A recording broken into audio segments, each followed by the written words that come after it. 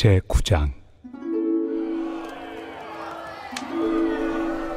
내가 자유인이 아니냐, 사도가 아니냐, 예수 우리 주를 보지 못하였느냐, 주 안에서 행한 나의 일이 너희가 아니냐.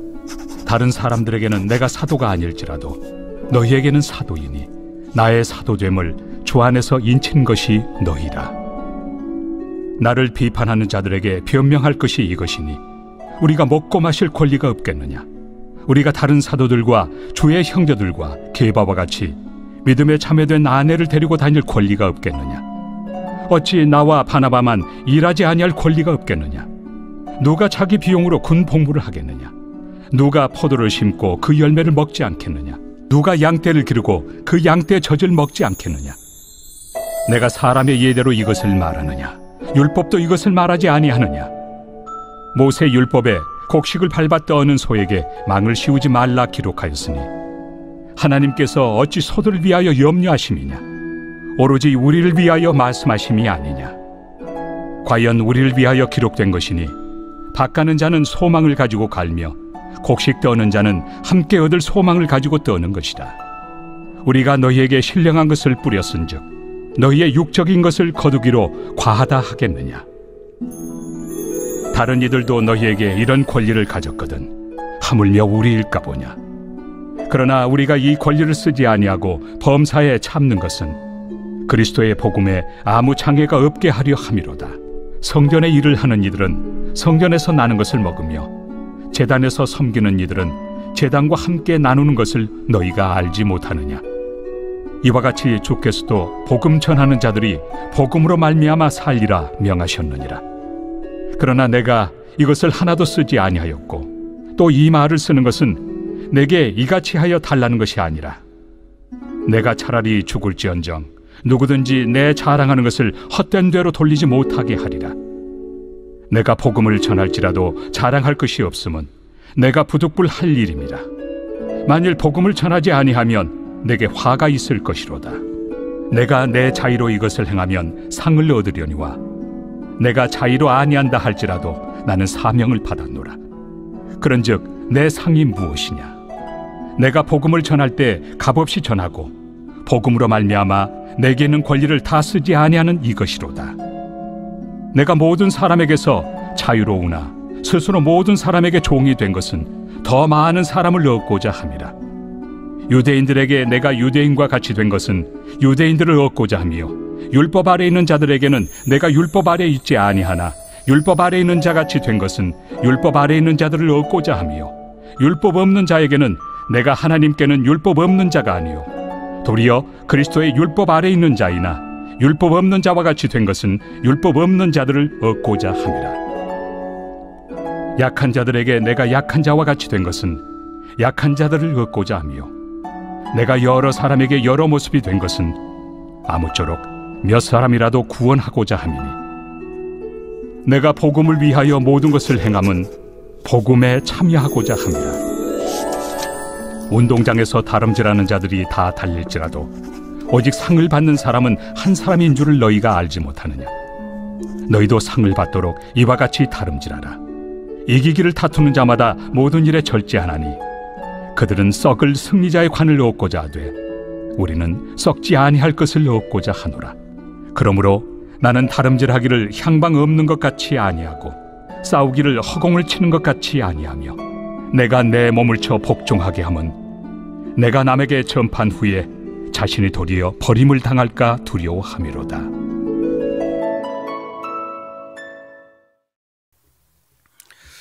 오늘 고린도전서 9장 말씀 함께 나누도록 하겠습니다. 고린도 교회는 바울의 2차 전도여행 때에 세워진 교회였는데요. 우상 숭배와 향락이 가득했던 도시에 하나님의 은사를 더하셔서 복음이 잘 심겨져 교회가 성장하게 하였습니다. 하지만 성도들이 교만하여져서 분쟁과 시기, 다툼과 갈등이 반복적으로 일어나게 되었습니다. 이 고린도 교회를 보게 되면 모든 교회가 완전하지 아니하고 모든 성도들이 다 죄인임을 인정하면서 이 고린도 전서를 통해서 우리의 연약함과 부족함, 우리의 또 그 죄성들을 어떻게 다스릴 것인가를 볼 수 있는 좋은 해답이 될 수 있습니다. 바울은 이 문제 많은 고린도 교회에게 그 답을 십자가라고 이야기를 하고 있습니다. 십자가는 내가 죽고 그리스도께서 사시는 현장입니다. 우리의 언어로 좀 바꾸면 자기 중심성에서 그리스도 중심적인 삶을 사는 것이 십자가의 삶입니다. 이것을 제자의 삶이라 할 수도 있고 복음의 삶이라 이야기할 수도 있겠죠. 내가 하나님 되어서 선과 악의 기준이 되지 않고 하나님이 기준 되어서 나의 것을 내려놓고 주님의 판단과 결정대로 주님의 선택대로 살아가는 것이 바로 십자가의 삶, 그리스도 중심적인 삶이라 할 수 있겠습니다. 우리는 죄된 DNA를 갖고 있어서 무엇인가 선택한다고 하지만 반드시 그것은 좌로나 우로나 치우치게 되어져 있습니다. 그래서 지혜롭게 어떤 중간 자리, 중용을 선택한다, 이렇게 지혜를 이야기하는 사람도 있겠지만 복음은 완전히 새로운, 인간이 생각할 수 없는 완전히 새로운 것임을 성도님들이 기억해 주셔야 됩니다. 그래서 내가 알고 있는, 내가 결정하는 그 모든 것들이 틀렸다고 완전히 전제하고 하나님이 뭐라고 말씀하시는지, 성경이 제시하는 것이 무엇인지 우리가 날마다 묵상하고 상고할 필요가 있습니다. 그래서 바울은 고린도 교회에 나타나는 몇 가지 문제들을 앞에서 언급을 하였습니다. 음행에 대해서, 형제간의 법정 소송에 대해서, 결혼과 독신에 대해서, 그리고 어제 보았던 것이 음식에 대한 것이었습니다. 우리는 이제 제사 음식을 먹지 않지만 우리에게 해당되는 것이라면 술에 대한 것이라고 이야기할 수 있겠습니다. 술을 먹어도 된다 하는 사람, 먹지 말아야 된다 하는 사람, 이렇게 나눠지죠. 이런 양극단으로 치우치게 되어지면 서로가 서로를 욕합니다. 술을 절대 안 먹는 사람은 술을 먹는 크리스천들에 대해서 정죄하고 판단하죠. 혹은 아주 심각하게 구원의 문제까지도 언급하는 사람들도 있습니다. 반대로 술을 먹는 크리스천들은 안 먹는 크리스천들을 율법주의다, 앞뒤가 꽉꽉 막혔다, 유도리가 없다, 이렇게 이야기하며 그들을 정죄하고 비판합니다. 이게 그 양극단으로 좌로나 우로나 치우치면 나타나는 것이 서로 비난하고 정죄하고 판단하는 이쪽으로 늘 가는 것이죠. 성경은 이 판단하지 말라라는 이야기를 우리가 강력하게 하고 있습니다. 그럼 어떻게 판단하지 않을 수 있는가? 우리가 복음 안에서 이 먹는 문제, 술에 대한 문제도 복음 안에서 자기 자신을 돌이켜 봐야 되는 것이죠. 그래서 하나님의 영광을 위해서, 그 이웃의 걸림돌이 되지 않기 위해서 이것이 우리의 기준이 되어야 됩니다.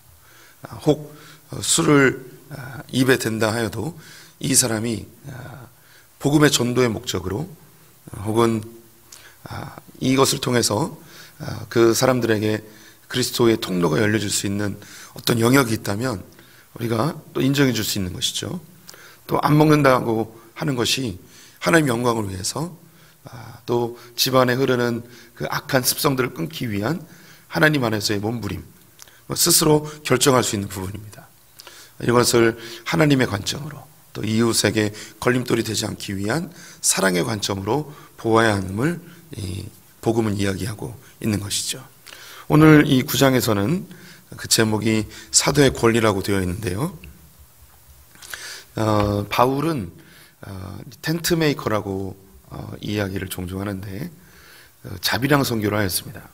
가는 곳마다 텐트를 만들며 텐트 지기를 통해서 자기의 생활비를 얻었습니다. 반대로 개척한 교회들로부터 어떠한 생활비도 받지 않기 위해 몸부림을 쳤던 것이죠. 그런데 그럼에도 불구하고 비난하는 사람들이 있었습니다. 당시에 스토아파들은 지혜를 이야기하면서 그것을 통해 돈을 얻는 사람들도 있었습니다. 견유학파라고도 하는 사람들은 돌아다니며 자신들의 지혜를 팔아 생활비를 얻는 그런 사람들도 있었습니다. 근데 이 바울이 도시도시마다 돌아다니며 복음을 전하는 것을 돈벌이로, 그리스의 철학자의 한 부류로 이렇게 취급하는 사람들이 있었습니다.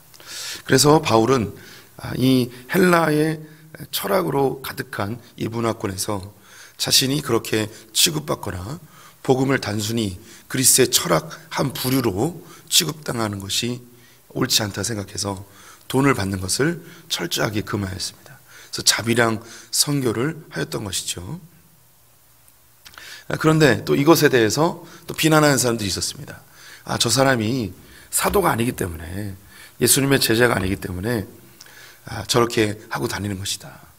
이런 비난도 함께 받았습니다. 이런 일에 대해서 모든 사역자들, 모든 복음 전도자들에 대한 이야기를 곁들여 오늘 이야기를 하고 있습니다. 우리 교회 조직은 목회자의 생활비를 전적으로 제공해 주도록 되어 있습니다.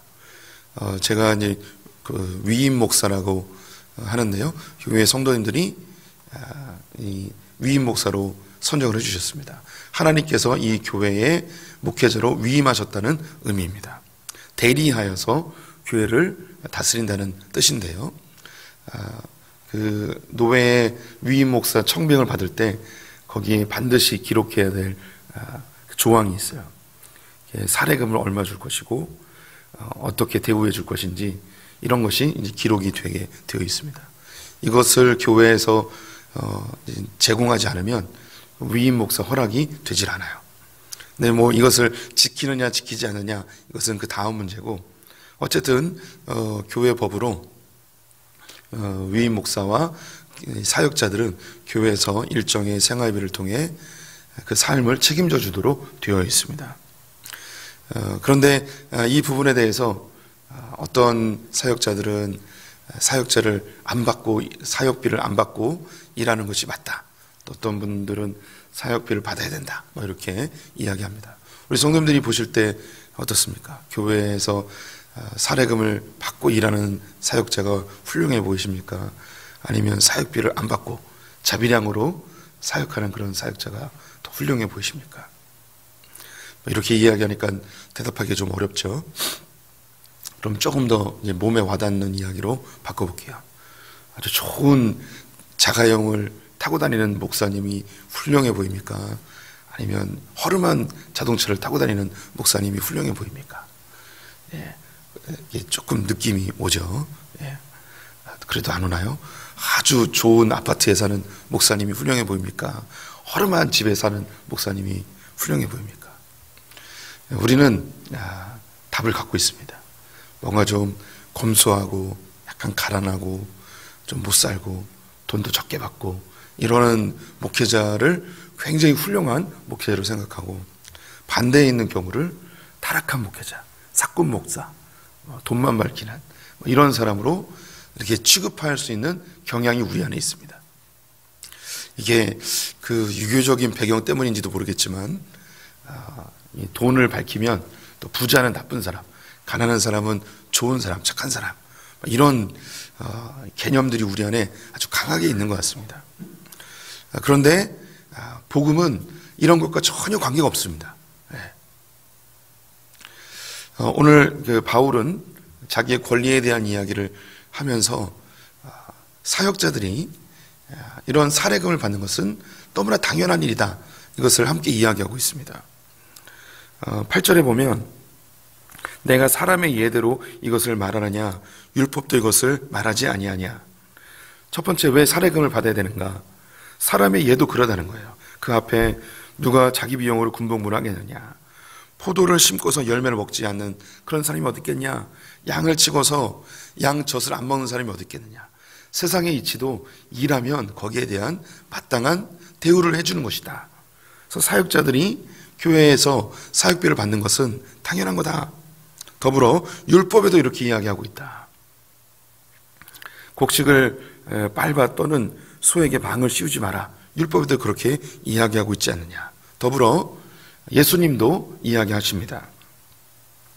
14절에 보면 이와 같이 주께서도 복음 전하는 자들이 복음으로 말미암아 살리라 명하셨느니라.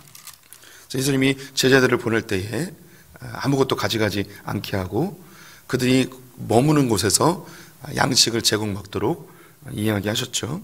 그래서 세상의 이치로도 모세 율법으로도 예수님도 이야기하시기를 다 이렇게 이야기하지 않았냐. 이것을 이상하게 여기지 마라. 그래서 사례금 받는 목회자를 비난하지 마십시오. 이거는 성경에서 이야기한 겁니다. 그리고 할 수 있거든 교회에서 충분히 그 능력대로 목회자를 대우해 주는 것이 좋습니다. 가장 쉬운 예로 목사가 행복해야지 성도들도 행복해요. 그래서 목회자에게 잘해주는 게 좋습니다. 저에게 잘해주고 계십니다. 저는 감사하게 살고 있습니다. 그런데 바울은 그렇게 하지 않는다는 거예요. 자기의 권리를 쓰지 않는다는 것이죠. 12절에 다른 이들도 너에게 이런 권리를 가졌거든 하물며 우리일까 보냐. 그러나 우리가 이 권리를 쓰지 아니하고 범사에 참는 것은 그리스도의 복음에 아무 장애가 없게 하려 함이로라. 바울은 이런 권리를 알고 있지만 사용하지 않겠다는 거예요.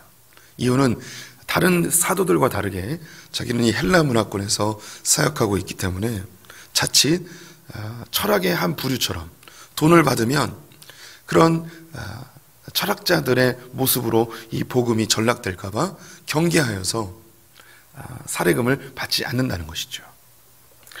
바울이 3개의 권리를 포기하였는데요.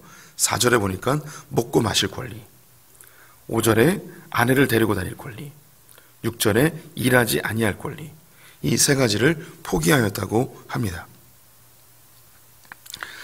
이것은 복음을 전하는데 장애물이 될 수 있기 때문에 자신이 권리를 포기하였다고 이야기를 하고 있습니다.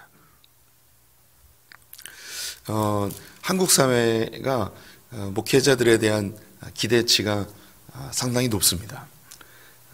미국은 목회자들이 6시가 딱 되면은 전화기를 끕니다.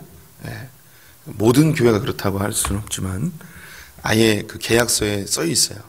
6시 이후에는 목회자에게 전화하지 않는다라고 되어 있습니다. 그리고 일주일에 설교가 한 번 있습니다. 주일날. 그 외에 사역들이 교회에서 있는 일들 그런 거 하는데 미국에서 공부할 때 교수님이 한국에서는 설교를 담임 목사가 몇 번 하냐고 이렇게 물어보셨습니다.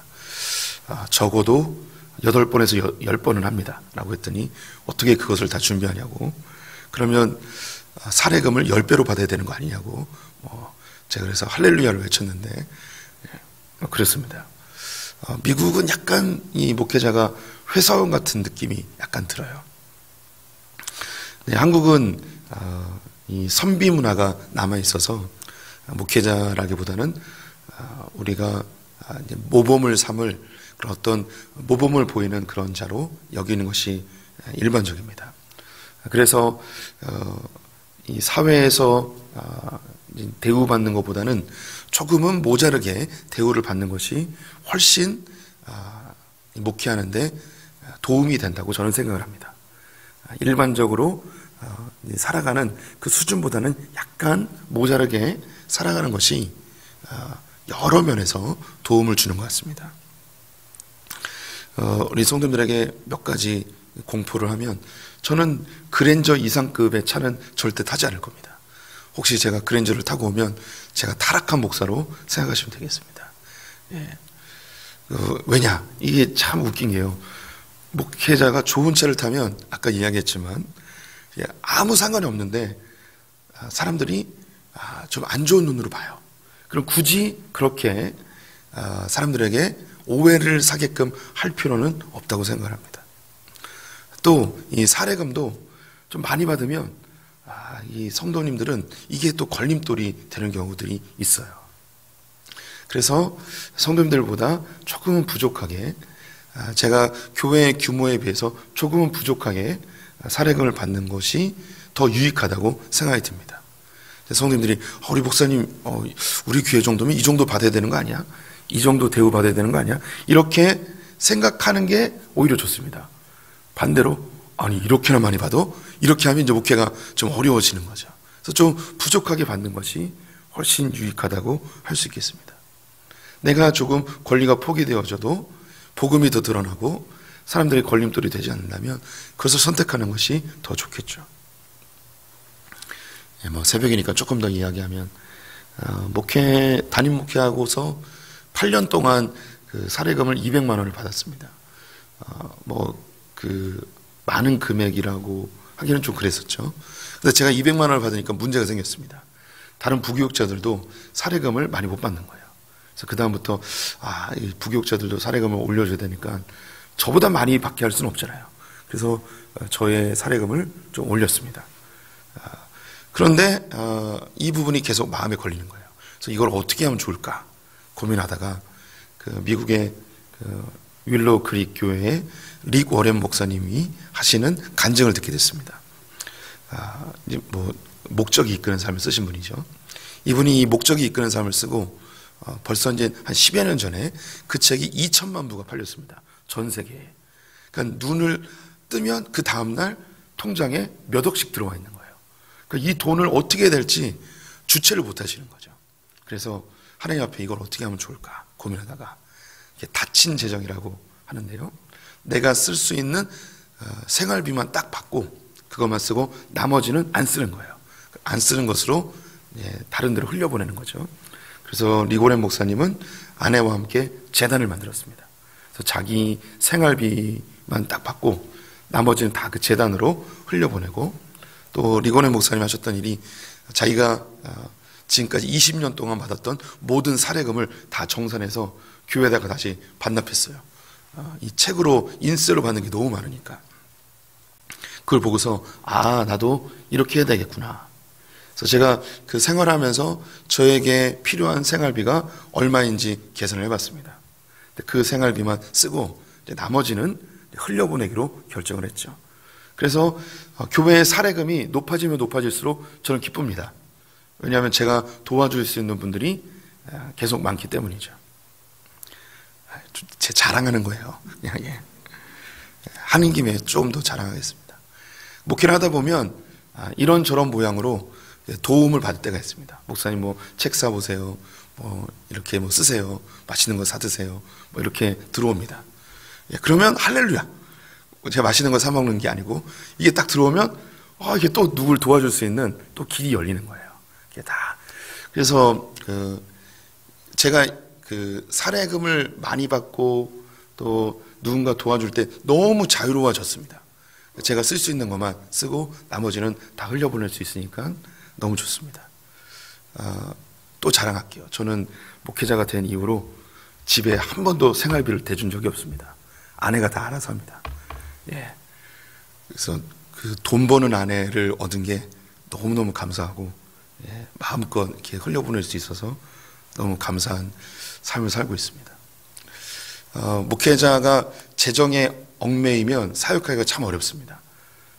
돈을 적을 때도 힘들어지고 많을 때도 힘들어지고, 그래서 주님 안에서 이것이 어떻게 복음의 영광을 드러내는 도구로 사용될 수 있을까, 이것을 계속 고민해야 되는 것이죠. 27절 말씀에 바울이 이렇게 이야기합니다. 내가 내 몸을 저 복종하게 함은 내가 남에게 전파한 후에 자신이 도리어 버림을 당할까 두려워함이로다. 바울이 자기의 권리를 포기하며 복음을 전하는 이유는 자기 자신을 위함이라고 이야기하는 거예요. 결국은 제가 자랑 삼아 이야기하긴 하였는데, 재정을 많이 받는 것이 저의 사역을 얽매이게 할 수도 있습니다.